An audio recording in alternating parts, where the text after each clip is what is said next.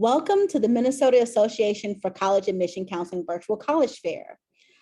We're so excited to have you here today. We have some fantastic schools joining us. My name is Jessica, and I'll be your facilitator. Before we get started, I have a few housekeeping notes for us.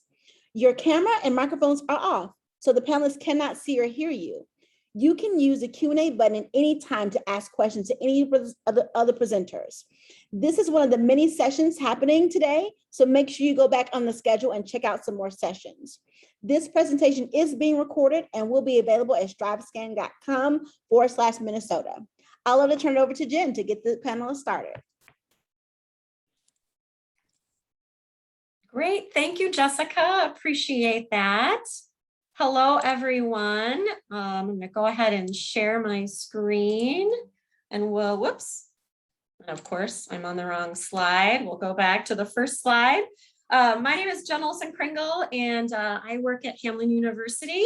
And you'll see my colleagues here on the screen who are going to be a part of this panel. We are excited to share with you a little bit more about Minnesota private colleges and why you should be thinking about those schools. So here's a list of the panelists. We have Caitlin from the College of St. Scholastica. We have Susan Rudd from St. Catherine University and Demi Adediran. Did I say that right, Demi? University of St. Thomas. So you are going to hear from each of us about a number of different characteristics that we think are important for you to be thinking about and considering as you think about colleges and what we think makes private colleges special. So here's a quick look at actually a snapshot of Minnesota's private colleges. So you'll see the list there. We're representing just 4 of those schools, but there are certainly more than 4 in the state of Minnesota. So there is a collaborative effort that all of these schools have together, and you can find a lot of great information about the schools on Minnesota Private College's website. Here's a quick list of the characteristics we want to talk about with you today. So we'll talk a little bit about small classes and faculty engagement, what that looks like. You'll learn a little bit more about experiential learning, leadership development, which happens in a lot of different ways at our colleges and universities, the diversity of opportunity and students and options at all of these schools. And then finally, we'd like to end with affordability. So we want to make sure that you're asking questions along the way. If there are some things you'd like to know about, feel free to use the Q&A function. We'll also have some time potentially at the end of our remarks where we can have take your questions as well, and we can share answers and give you some more perspective on individual schools or the college search in general. So with that, I'm going to hand it over to Caitlin to get us started. Perfect, thank you. Hi everyone, my name is Caitlin and I am the Assistant Director of Admissions at the College of St. Scholastica. And I'm going to chat with you guys a little bit more about small classes and faculty engagement, which you're going to see a lot with small private institutions. I can't talk enough about how important this is. So when I was looking at colleges, I don't think this was at the top of my list. You know, I was looking at location, I was looking at majors. There was other things that just felt more important to me at the time. But as I started touring different schools, I realized how important these smaller ratio class sizes were to me. What you see on TV a lot is going to be those big lecture halls for college classes. And we're going to have a few of those here and there. We all will. But for the most part, average class sizes are going to be anywhere from 20 to 30 or so, I would say, for a lot of our private schools.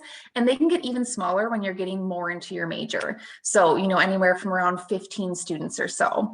And what you're going to get with this is you're going to get those really personalized one-on-one attention from your professors. That's going to help you be super successful in whatever private college you choose to attend. So you're going to get to know your professors really well, and they're going to get to know you. So they're probably going to know where you're from. They're going to know your name. They're going to know more things about you that's going to help you not only while you're in college, but it's also going to help you further your career and things like that. They're going to know specifics about you to help you find maybe a specific career or job shadowing or internship or something along those lines. So it's not just in the classroom, but it's going to be after life in the classroom as well. So, you know, not these huge lecture halls where you're maybe afraid to raise your hand or something. They're going to be nice and small. You're going to know your classmates. You're going to know your cohorts. So, you know, I always felt more comfortable opening up, asking questions, giving my input kind of on the next line's discussion-based class settings. So a lot of these smaller class sizes are going to be super discussion-based. And I know in high school, you're like, well, you don't even want to talk half the time in classes. But when you get to college, it actually is super, super beneficial to speak up in your classes. That's when you're going to learn the most. Those are the classes I remember the most, when you were speaking up, you were asking questions. Those are the ones where you're going to almost get the most real world experience as you can. So yes, very discussion based, less of just reading off of a PowerPoint or just reading out of your book, but you're going to get a lot of good knowledge from your professors.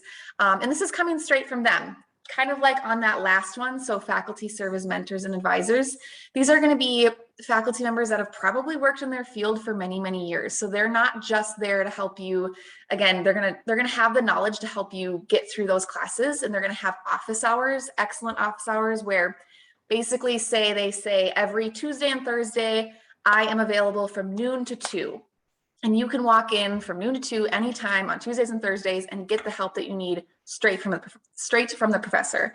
So, you know, those are big things that you might not always get at other institutions, but at most of our private schools, you're going to be able to really work with your faculty members one-on-one, not only for your classes, but also as mentors and advisors for your classes and future careers and job shadowing. They're going to be the ones that are going to help you lay out your 4-year plan, figure out what classes to take. Maybe you want to change your major. They're going to help you with that and get you to the right advisor.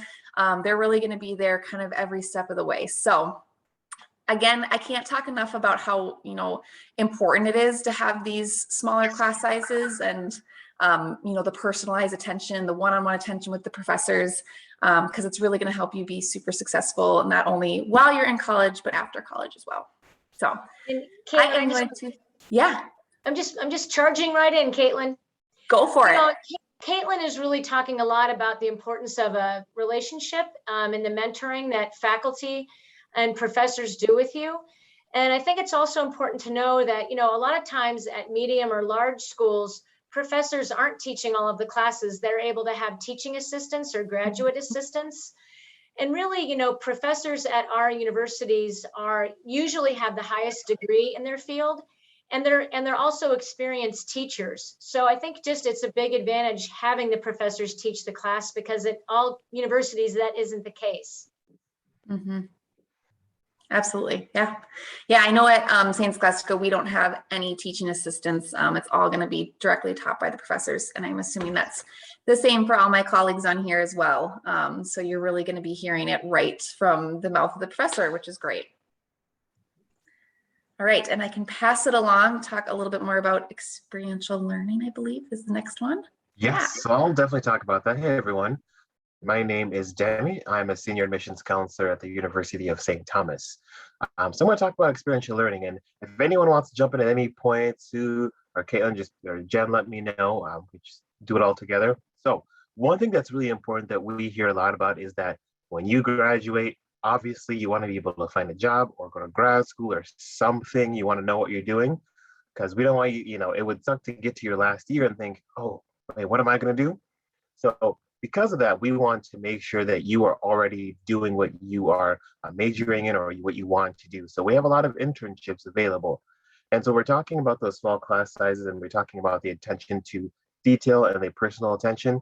And that's where a lot of that's going to come in here. So I remember at St. Thomas, for example, when I was in my psych classes, because I had done research a little bit, which I'll talk about a little bit later, because I had done research, I knew my professors. So they were able to tell me, hey, by the way, there's this internship with ACR Homes that's taking someone right now. You should apply. So they were able to actually tell me the things that were available. There's always going to be internships available in general. I know, for example, and anyone else can let me know about their schools, but for example, we'll bring in companies, so like Best Buy or Target, things like that right on campus. Because I know sometimes, when I was an undergrad, I didn't want to get up and go somewhere else. So it was nice when people came to campus. So we were going to bring people onto campus. So you can interview with them, talk to them, see if you want to work with them, and then apply for internships. And you can do that right away. Another thing that's important, because we want to make sure that you are able to learn not just about the community you're in, we want to make sure that you're learning about the world in general, because you're going to be working with all different kinds of people, and it's good to be culturally competent and socially aware. We want to make sure that our students have opportunities to study abroad or do study away, depending on when you want to call it. St. Thomas, for example, we have like 150 places you can go all around the world. Things that are the ones that are most popular are places like Japan, China, Rome,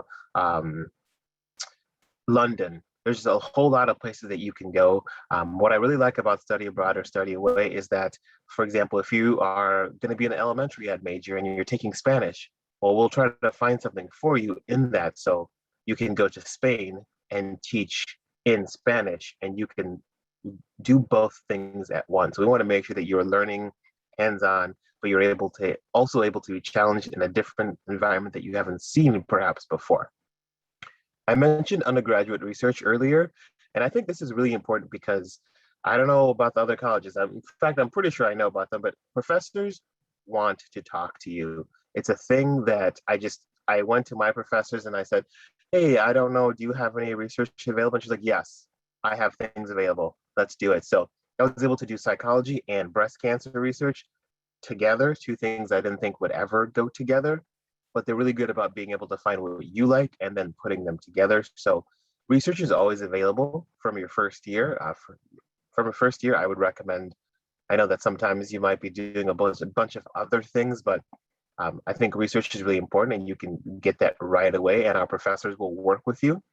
That might not be something you're going to get at a larger university because, like we said before, the professors might have TAs and they might have a lot of things to do, but we make sure that our professors, part of their job is to also mentor and talk to you and do research with you. So they have it going, they're ready for you to join.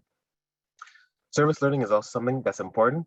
At St. Thomas, for example, we have a whole center devoted to that. So you can go do things in the community because volunteering your time and being able to do maybe diversity, equity, inclusion work is something that's important to us. And I know it's important to everyone else on the screen. So we want to make sure that you're getting out in the community and you're able to be able to do different work and learn about different types of people and learn about yourself in the process as well. Does anyone else want to add anything on this slide? I want to make sure everyone gets to chat about this.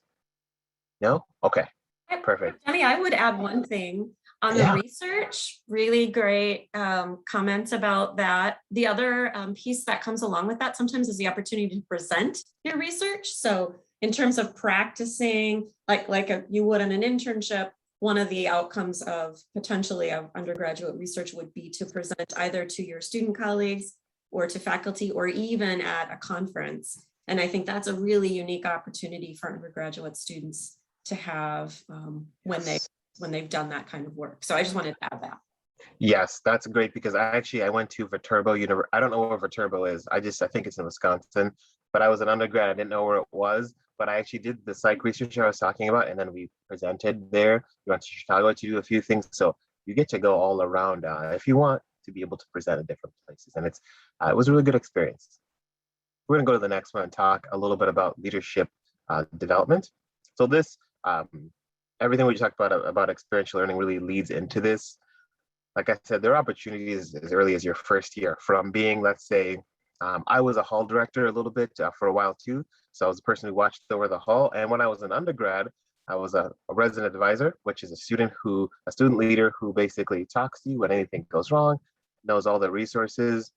That's something that you can do as well to develop your leadership skills.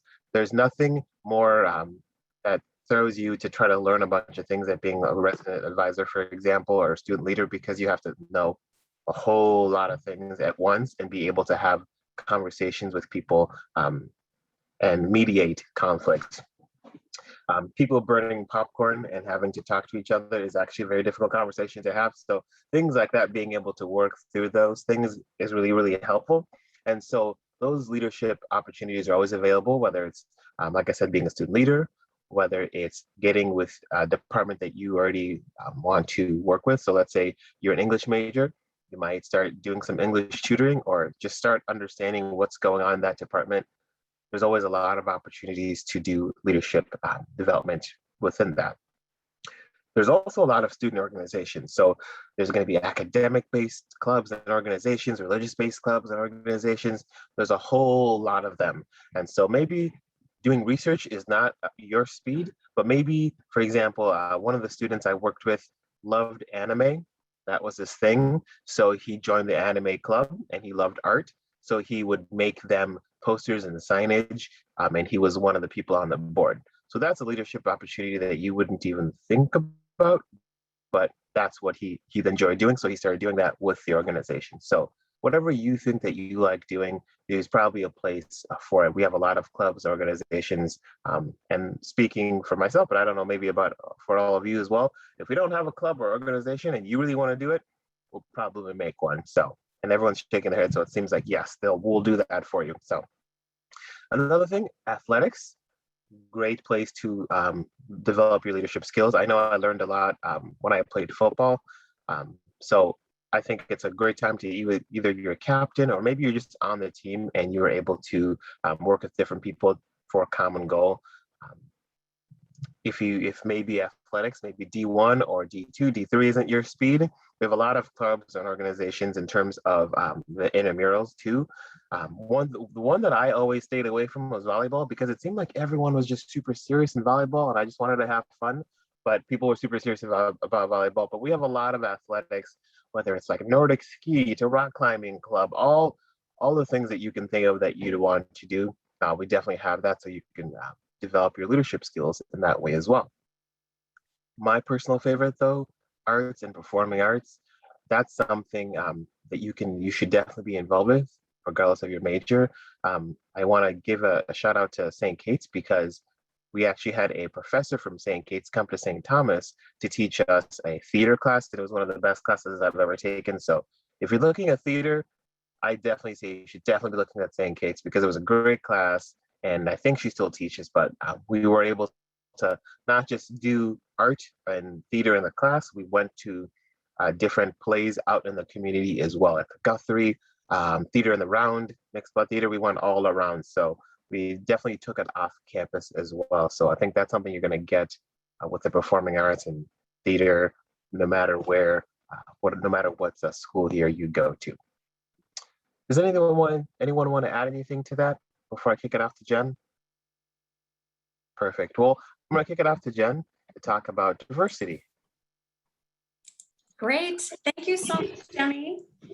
All right. So sometimes I think there is a perception of what a private college is like or what types of students go to private colleges. And so I'm here to tell you that there is a great breadth of diversity as it relates to students, the students who go to all of our colleges.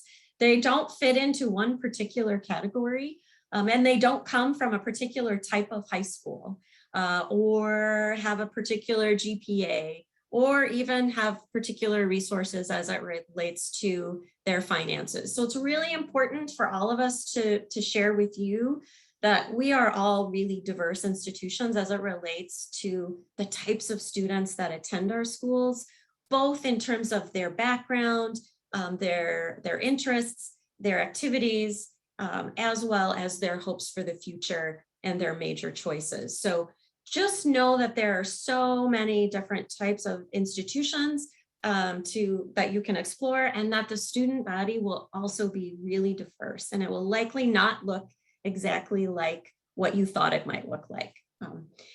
Also, we have diverse curriculum. So sometimes there's an assumption that all of us are liberal arts colleges and those are the only types of programs that we offer. Many of us, or most of us do. Those are programs that we offer, and that's really at the core of who we are. But it's also important for you to know that there are professional program opportunities as well. So some of the schools offer nursing, some of the schools offer social work. Many of the schools you can become a teacher and get your licensure to teach here in the state of Minnesota. And sometimes there's a perception that that's not possible to do at our institutions. And so I'm here to tell you that that actually is very possible. So the diversity of opportunity and option as it relates to majors and minors is one that I think will be really exciting for you as you're thinking about your college search. I can speak for Hamlin and say that we have over 50 different programs. That's probably one of the shorter lists, actually. Many of the colleges have more than 50 programs of study. So that's something that we just want to make sure that you know and understand about our institutions. Some of the schools are really liberal arts colleges, and that's how they'll describe themselves. And then some of us will talk about ourselves as being universities with professional programs and graduate programs. So again, the opportunity really spans a lot of different programs and different types of degrees here at the schools here in Minnesota. And then, of course, we're in diverse locations. So some of us are located right in an urban setting in Minneapolis or St. Paul. Some are located in Duluth or St. Cloud or Rochester, some of those larger cities, but not quite as large as the Twin Cities. And then, of course, you have schools that are in smaller towns and more rural areas. So again, in terms of location, both distance from your home, but also surrounding location, there are a lot of different ways to think about the opportunities that could be available to you and really the setting in which you might see yourself. Size is also a big variation from school to school. Some of the private colleges are quite small, and some of us are a little bit larger. So it's not unusual to find a school that might have 3,000 to 5,000 students. And then you'll also, there are some that only have 1,000 students. So you've got some nice opportunities in terms of size as you think about what it is that you might be looking for in your college selection. And then finally, diverse experiences. So we've talked a little bit about what you can expect in the academic setting. Caitlin shared that information, and then Demi talked a lot about diverse experiences as it relates to arts and athletics and student organizations. And so again, know that we all offer a wide diversity in terms of what you can experience at each of our institutions.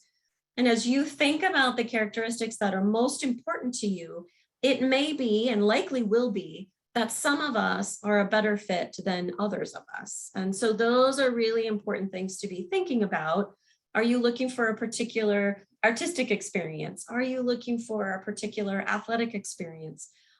Those are all going to be variations in your college search, but know that as you look at the list of private colleges that exist in Minnesota, you're probably going to find one that will be a good fit for you. And so that's one of the things we want to make sure that we're sharing with you today so that you know that there are lots of opportunities, and maybe a school that you've heard a little bit about but don't know a lot about would be a really good fit for you. So that's a really important thing also to be thinking about, is just to know the diversity and the breadth of opportunities that all of Minnesota's private colleges have to offer you. So now that you've heard a lot of wonderful things about us, you're probably wondering a little bit about cost and affordability. But before I jump into that and pass things along to Susan, I wonder, does anyone else want to add anything in from this slide? Okay, great. Well, Susan, I will pass things along to you. Demi, thanks for that theater shout out, by the way. Appreciate that. But we're here to talk about cost. And, we all are talking to families about cost, and we know that private colleges on the price tag are more expensive than public colleges. And it's something families always have a concern about, frankly. And it's really important to know from each college, what financial aid opportunities are there to help with the cost. Because I would venture to say all of us are able to help with the cost, and there are different ways to do that. So one is that most of us have academic scholarships. And so during the admission process, we're able to award different levels of scholarships that will automatically reduce the sticker price. Like at St. Kate's, you don't have to apply separately for those scholarships. I would say most of us are able to look for scholarships during the application process. So that's number one, is scholarships in the institutions, in the colleges themselves. The other scholarship possibility that I think we would all encourage is to look for scholarships outside of the colleges, at your school, at your parents' employer, different activities that you guys are involved with. This takes a little bit of work.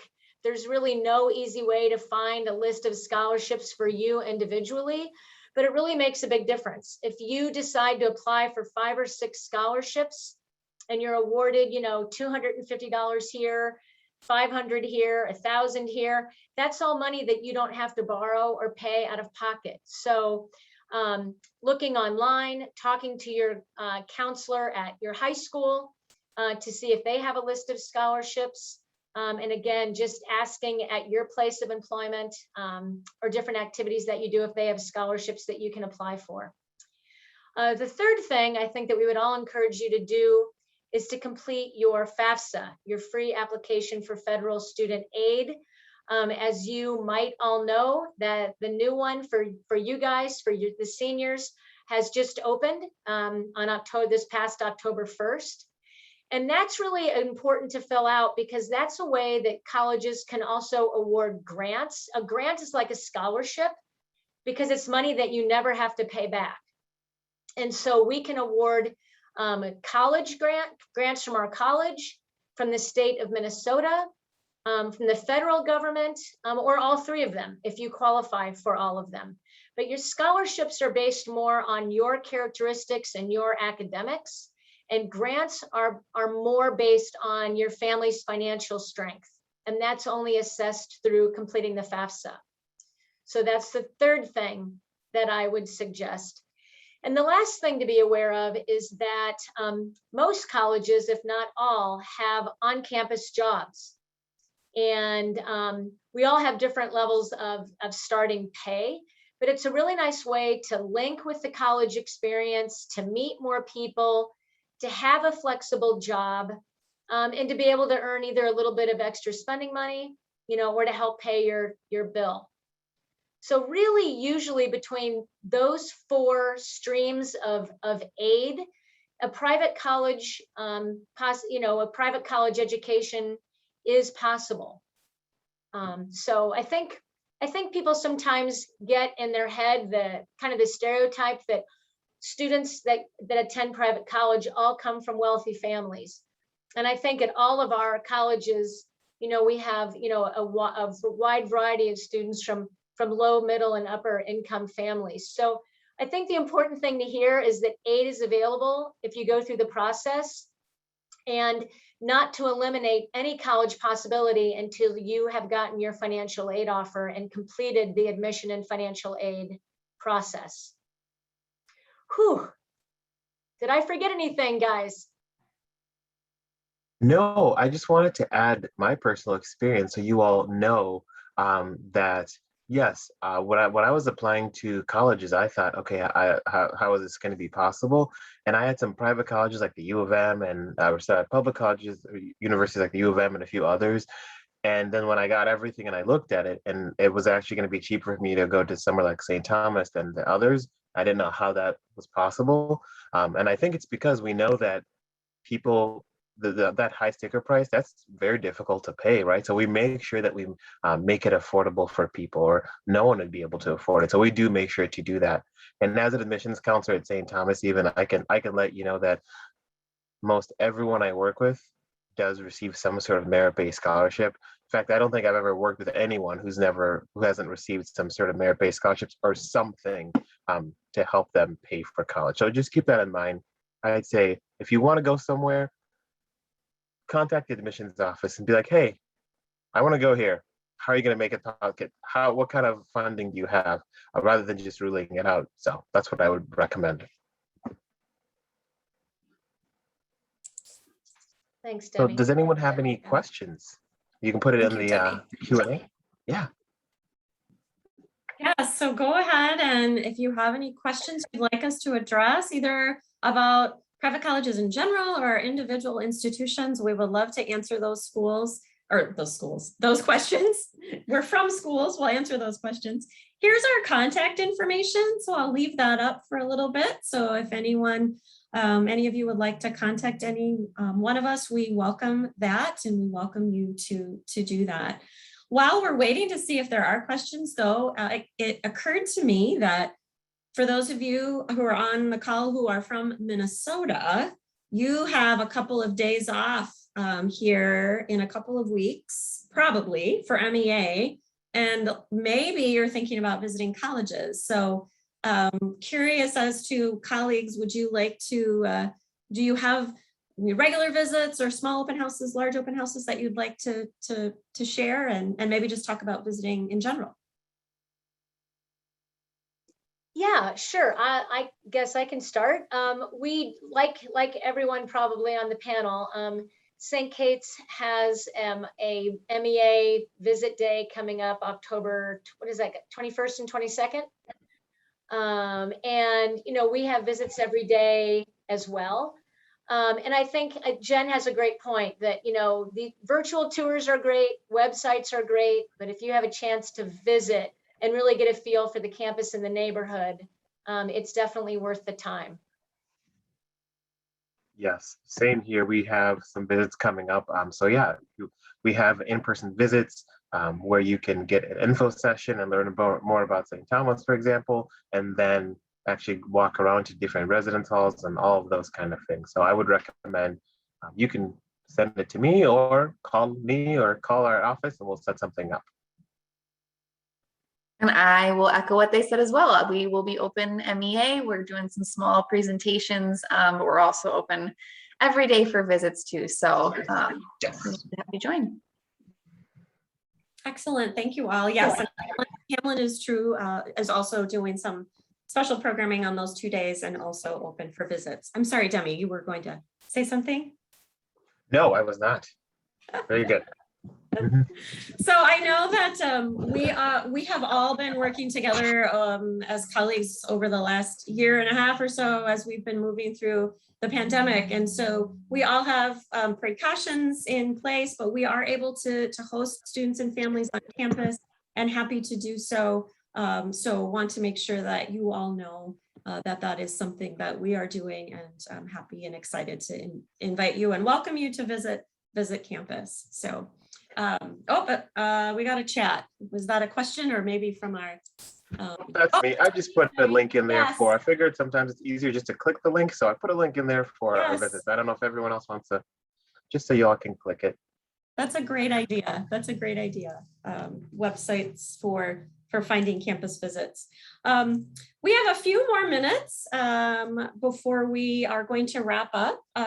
The other piece that I was thinking about that might be helpful for the audience to hear about too is just the way that we review applications. That's another, I think, special characteristic for our colleges and universities, and I'm wondering if any of you would like to jump in on what students and families can expect from us in the application review process.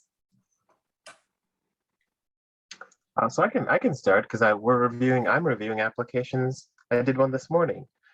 So yeah, the way that we review applications at St. Thomas, so we'll take your work. I'm not sure about everyone else here, but we are test optional.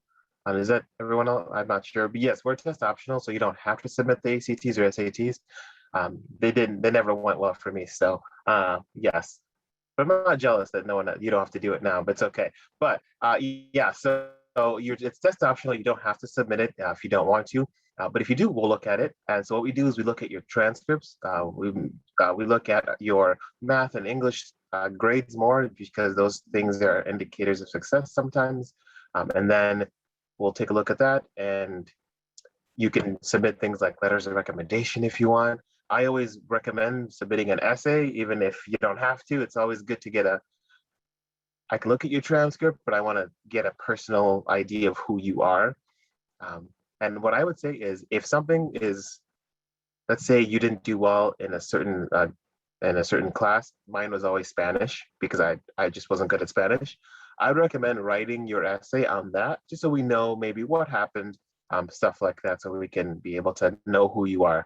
And then we look at it, and then we try to get you the answer. So our early deadline is November 1st.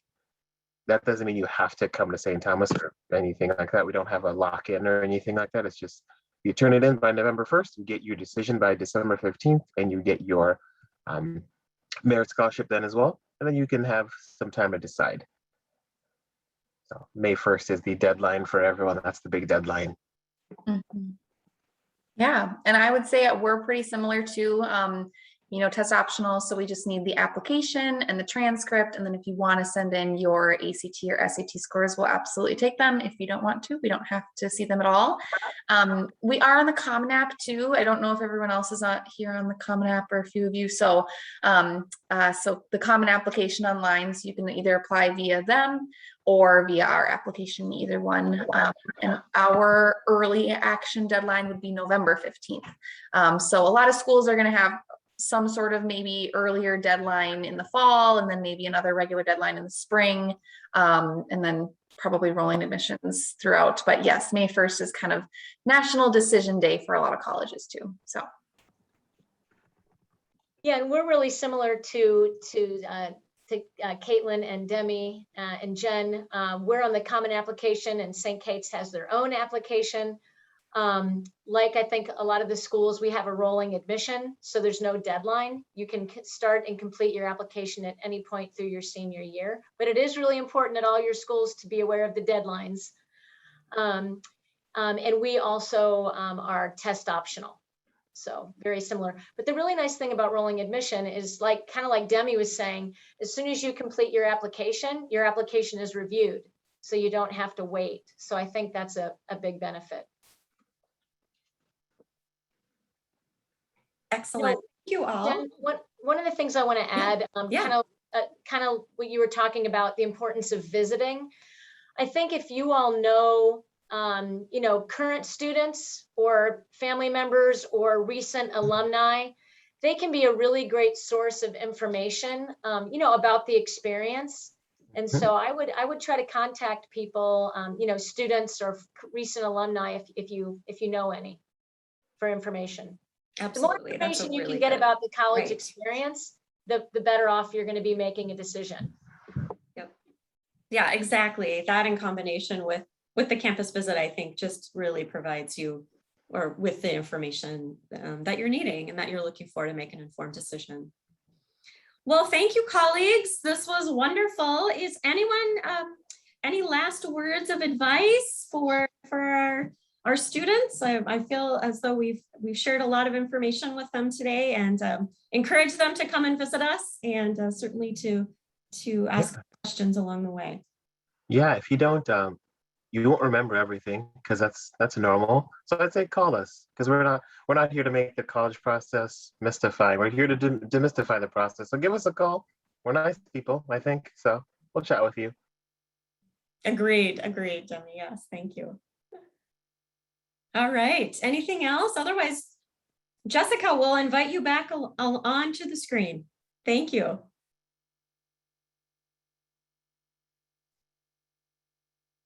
Oh, you're muted. Yep, thank you so much for this opportunity. Panelists, you did an amazing job. Students and families, I hope you were taking notes, because they dropped some gems of wisdom during this session. So make sure if you missed something, go back and watch the recording. This is going to be exciting.